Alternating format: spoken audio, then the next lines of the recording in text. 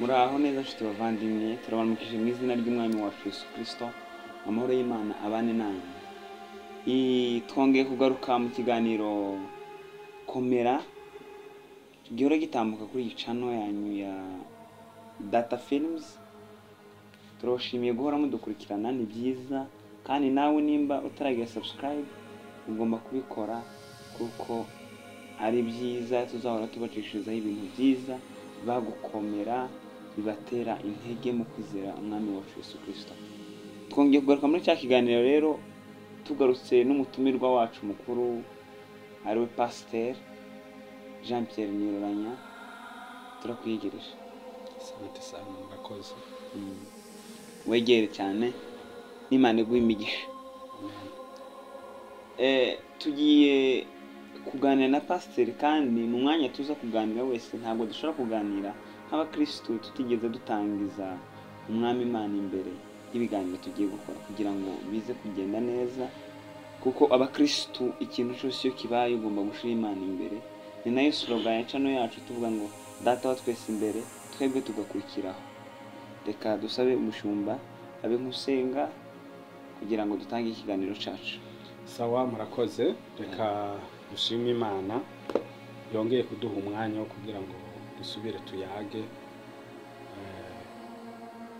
Ubusize twari twavuganye, twari muri iki kiganiro Komera, muratwakira, none mwongeye kutwakira kandi n'amahirwe tugize. Reka dushime Imana, twongere twiyegereze n'abahaye baradukurikirana, twese hamwe tugizwe no gushima no gusenga. Turagushimiye Imana yo mu ijuru, turaguhimbaje kuko wewe uri imbaraga zacu n'agakiza kacu.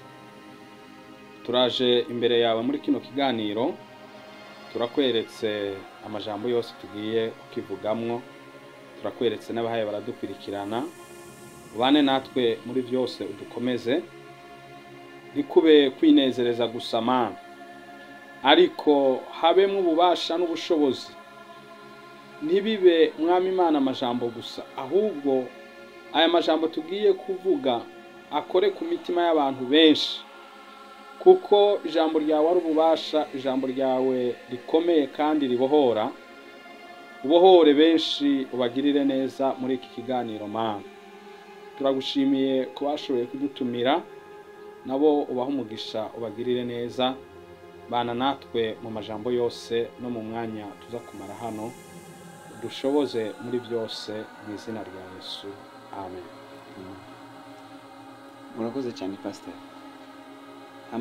Uherutse twaganira ijambo rivuga ngo riri mu gitabo, reka twifashe Bibiliya, ijambo riri muri Yeremiya igice cya 29, igice cya 29 ku murongo wa 11.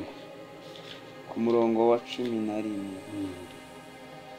twifashishe iryo jambo kugira ngo tuze kureba ibyo ibindi tuza gukomerezaho.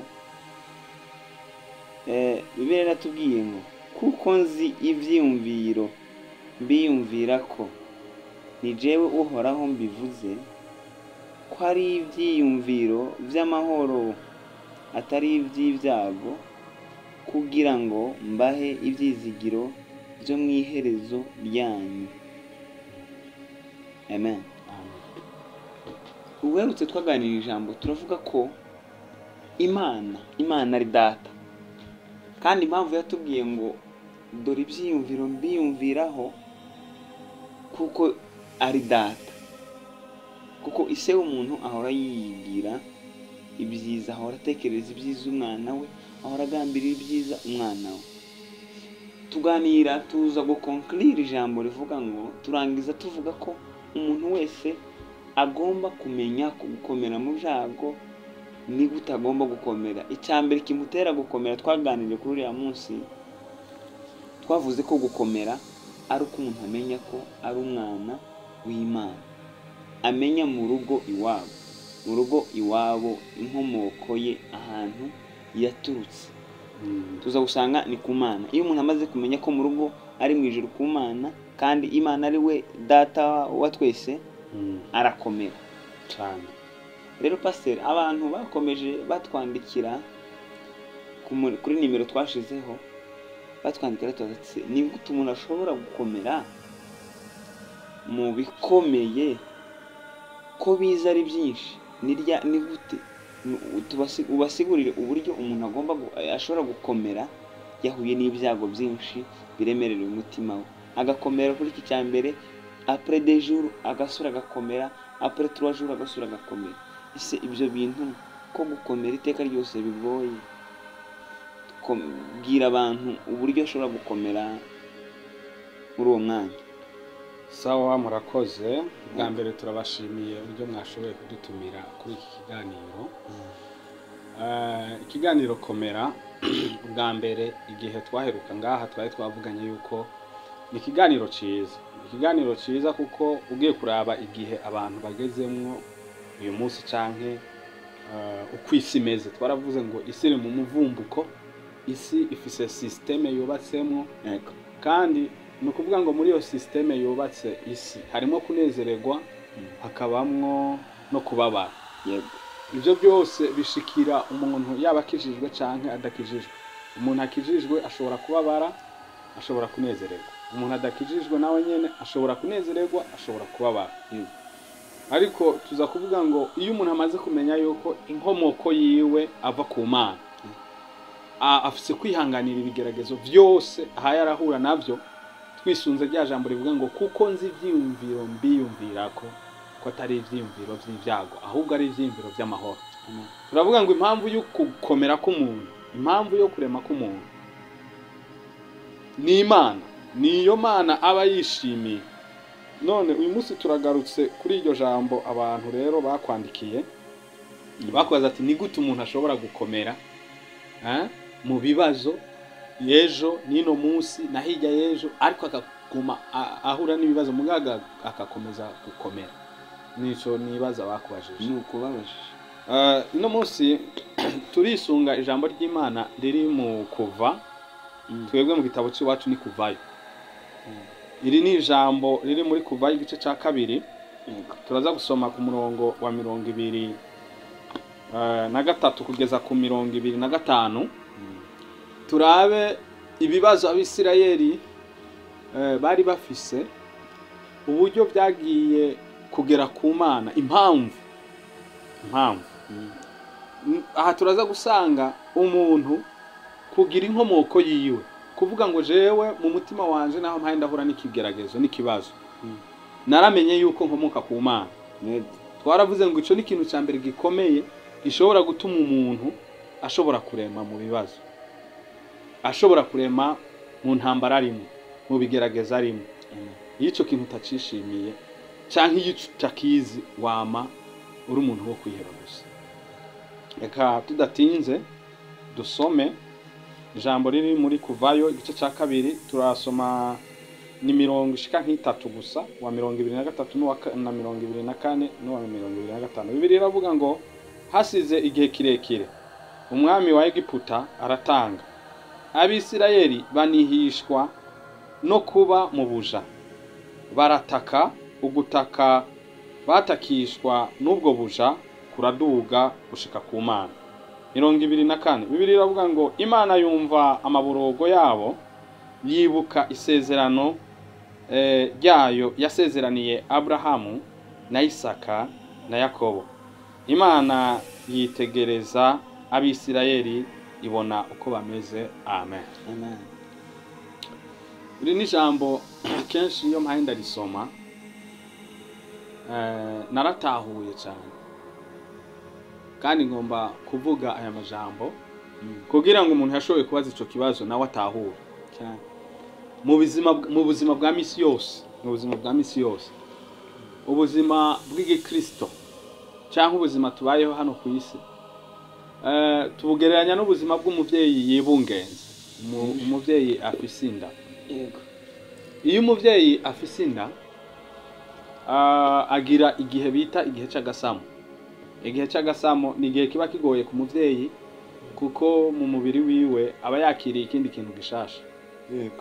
Kandi Imana ibitanguye kurema umuntu, ibitanguye no kuvuga ngo ibikorwa by'Imana, ubushobozi bw'Imana bwo kugira ngo ishireho umuntu biba byatanguye kubonekera mu mugore akagira rero icyo twita agasamo. Muri ibyo bihe benshi barakomererwa,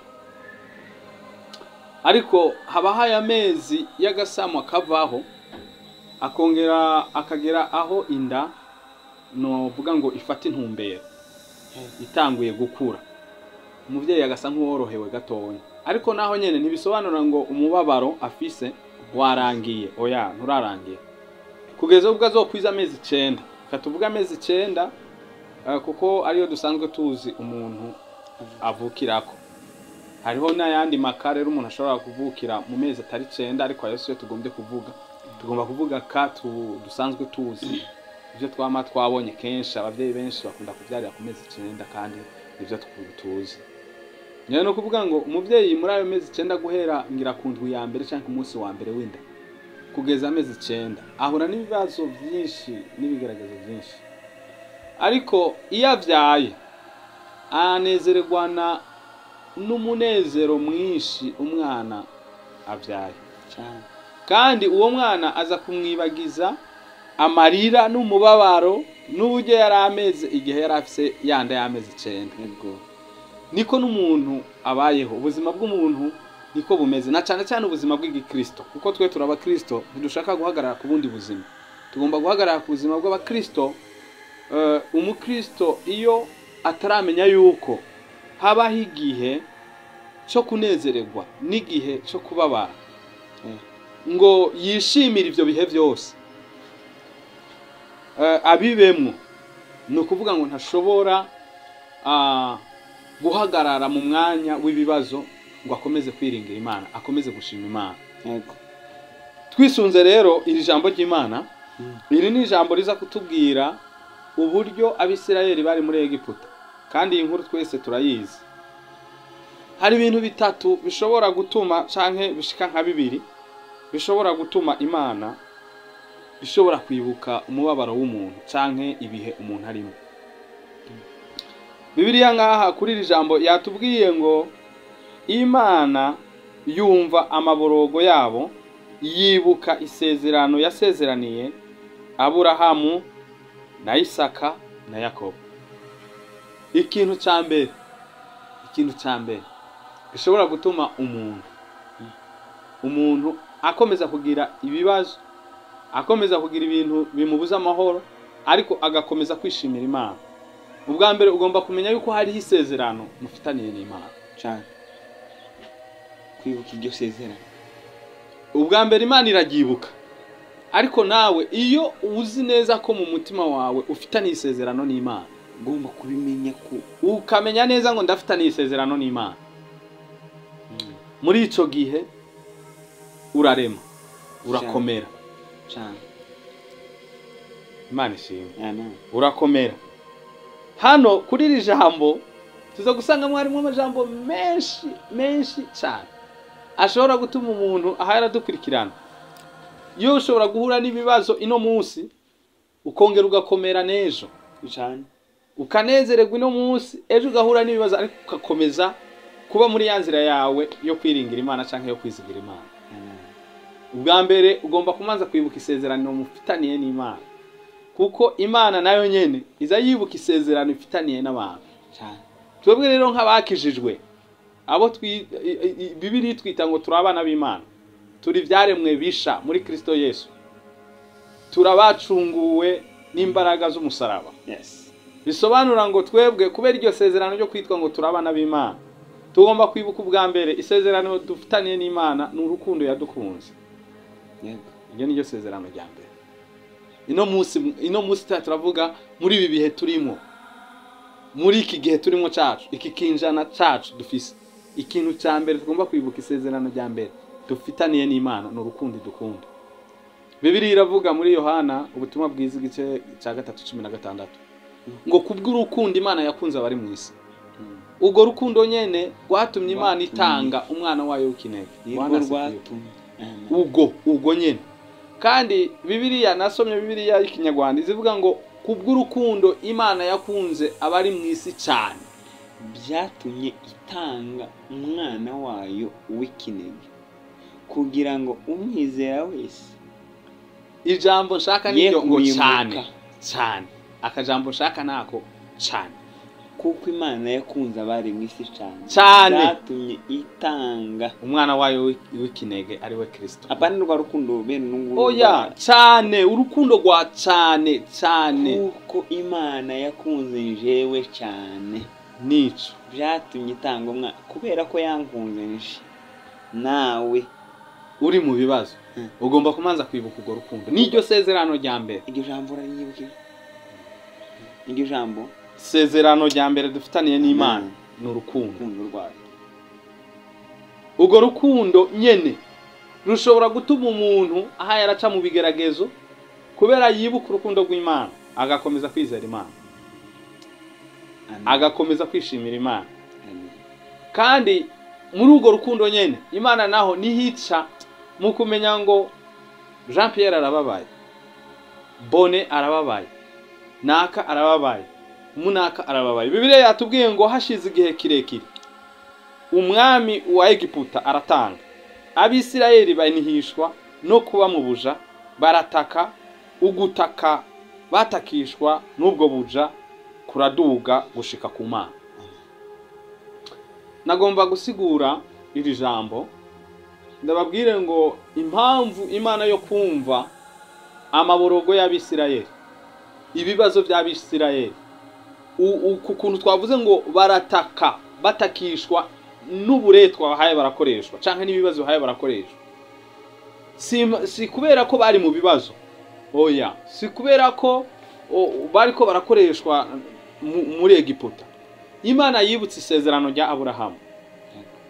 Aburahamu niwe Imana yari yarabwiye mu itanguriro igice cya 12, irababwira ngo Aburahamu, va mu muryango wa so, va mu nzu ya so, va mu gihugu cya so, ugende mu gihugu jewe uhoraho nzokwereka. Aravuga ngo kandi muri ico gihugu nzokigwirizamwo, muri wewe niho hazocika amahanga. Amen. Kandi nzoguha izina risha, kandi Bwana asifiwe. Amen.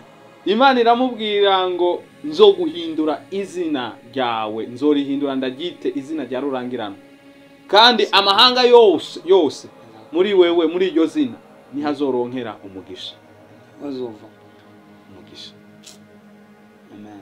Rero Abisirayeli kunihishwa n'ibibazo, gutakishwa n'ibigeragezo barimwo, n'ibyago barimo, nkuko nawe no munsi ufise ibyo uhawe uratakamwo, nanje mfise ibyo mpaye ndatakamwo. Nagomba kubwira ngo impamvu nyamukuru yoshobora gutuma ukomeze kwiringira Imana cyangwa ukomeza kwishimira Imana muri ibi bibazo, wibuka urukundo rw'Imana.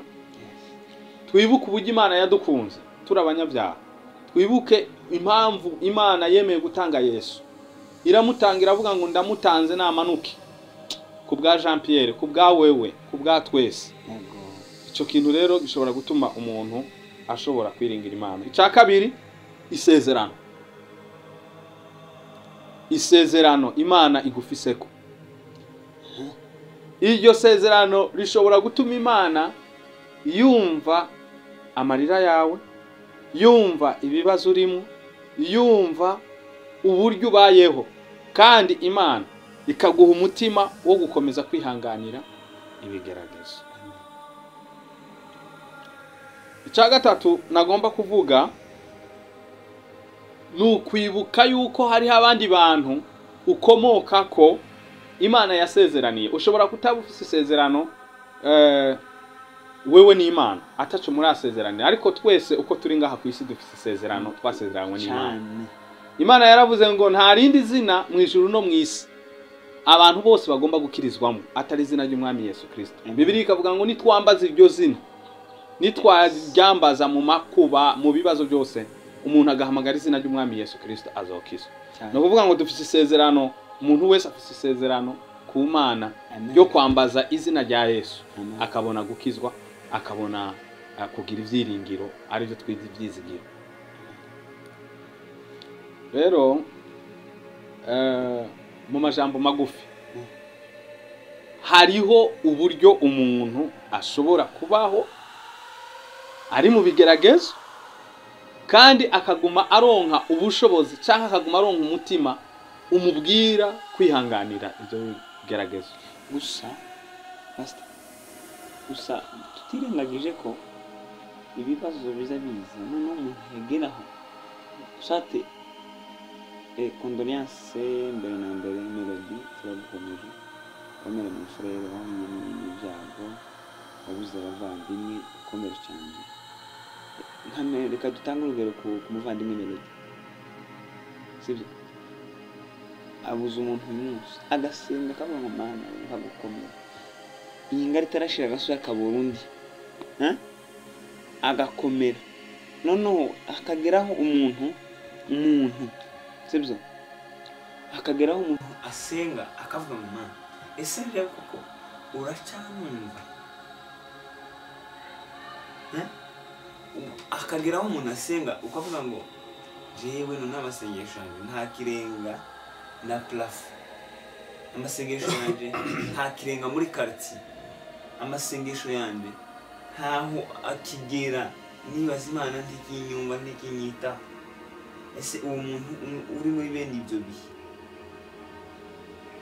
wamubwira iki kuko aracika intege akareka no gusenga akavuga ngo n'Imana n'ibyo yavuze urumva nta kizigera gishika nizihe mpamvu swati zotuma umuntu adasubizwa swati yasenga akaba mu Mana bibujago bihagarara ariko ntibi ni ubuhe buryo nizihe mpamvu zishobora gutuma ibyo bintu zishobora gutuma umuntu akomera ibibazo bikomeje kugwira tiyiba ntatekereza uko sawa bo tufatiye akarorero kuri uwo yashoboye kubura abantu ni ukuvuga ngo ikintu cya mbere abantu bashaka gutahura yaba wewe yaba jewe baba bahaye baradukurikira dushaka kumenya yuko mu byiza umuntu ahano ku isi aha ku isi Bibiliya iravuga ngo umuntu ntiyoko yama yitega ngo mu biganza by'Imana canke mu migambi Imana idufitiye ngo umuntu ntiyoko yama yitega ibyiza gusa ni bibi ni bibi birimo kandi ikindi kintu abantu tugomba gutahura umuntu ariko aradukurikirana wese agomba gutahura yuko urupfu rwasizweho n'Imana yego ikintu kibabaje gusa ni uburyo umuntu yoshobora kwica uwundi umuntu agahora uwundi ikintu kanaka Bibiliya iravuga mu itanguriro igice c'9 iravuga ngo Imana ntizogura guhora amaraso y'umuntu na mugenzi we ni ukuvuga jewe nkakurengera ko nkakwica Imana izomporera amaraso yawe izoyankamira n'uwishwe n'igikoko Imana izogihana kubera ko cisha umuntu Bibiliya iravuga ngaho muri ico gice nyene iravuga ngo kuko umuntu atari wewe wamuremye ntugomba kumwica ushaka kwica umuntu kuko atari we wamuremye Bibiliya rero iri jambo nama narisomye abantu benshi ntibararitaho Bibiliya Imana iravuga ngo sinzobura guhora amaraso y'umuntu na mugenzi we nurekuriwe nta muntu arekuriwe kwica umuntu ivyo byose naho haye biraba naho ivyo byaba bikorwa ngaha kuri isi umuntu akica mugenzi we ariko nta muntu arekuriwe kwica umuntu Imana gusa yarasizeho urupfu kandi urwo rupfu ruzoshikira umuntu wese Bibiliya ni kwivuga Bibiliya yo itubwira ngo niyo nzira yo kugira ngo turonke ibyasezeranijwe n'Imana ikintu kibi kandi kibabaje n'umuntu gufata izeye Imana ntiyitayeho nubwo jewe n'opfu bunyene ivyo ntivyotera Imana ubwoba ahubwo Imana yitayeho kumenya ngo mbega Jean Pierre ko apfuye yizeye kuko Bibiliya iravuga ngo ibiri mu isi n'ibirimo byose bizoshira byose bizova abizeye Imana rero turamukomeje yihangane kandi agarukane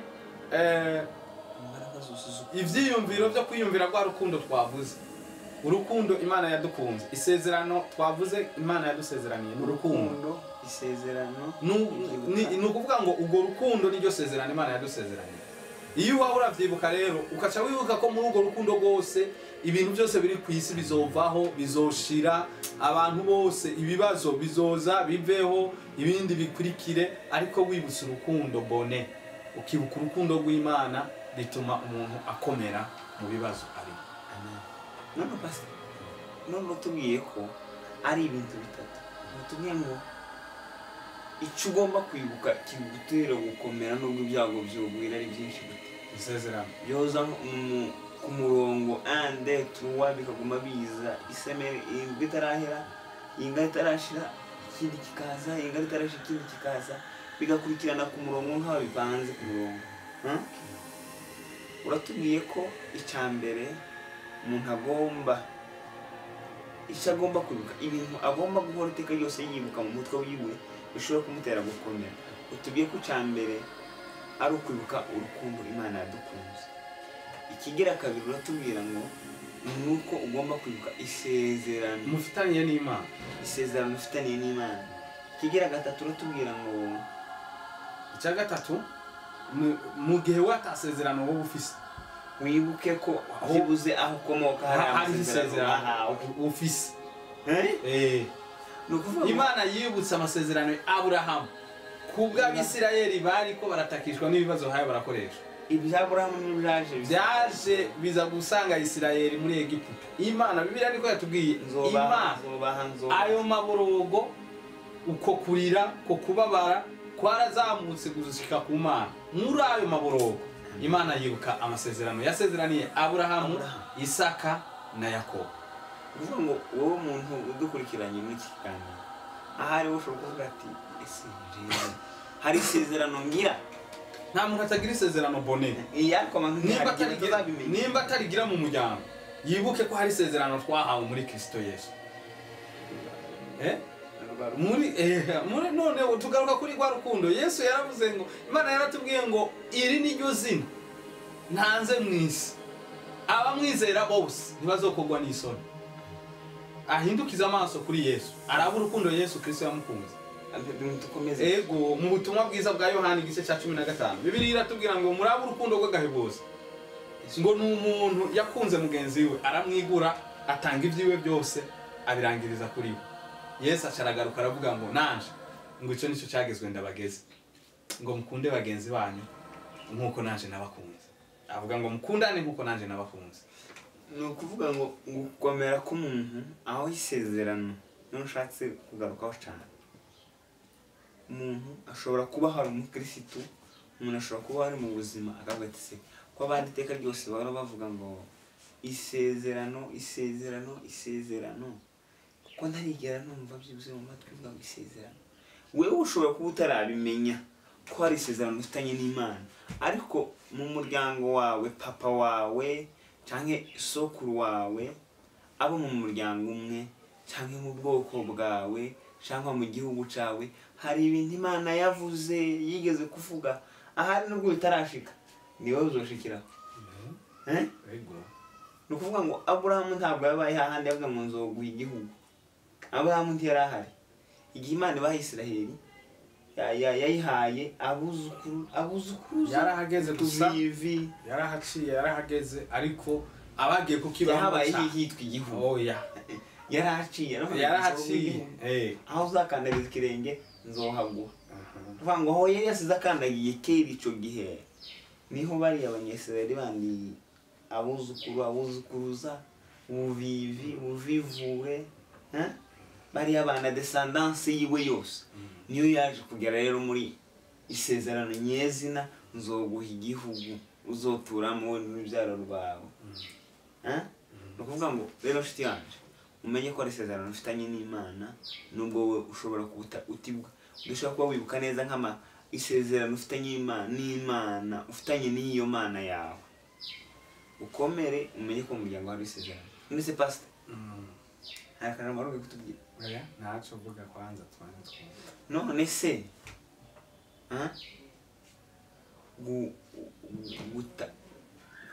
tuvuye muri kiganiro muri uyu mwanya kuvuga ngo dukomeze abantu umuntu arashobora gusenga ntiyumve. Bon bisa yuko wamenye icyo naringiye kuvuga. Yego ikintu naringiye kuvuga ngo kubera ko abantu bashaka amajambo yo baremesha mu gihe bari mu bibazo, ariko hariho impamvu umuntu ashobora guhura n'ibibazo bikanka ko ashobora kurema kubera impamvu kanaka, kubera hari ibintu atagomba guhagararako cyangwa kubera ko hari ibintu yakwirengagije. No kuvuga ngo igihe umuntu agomba gusenga agahumura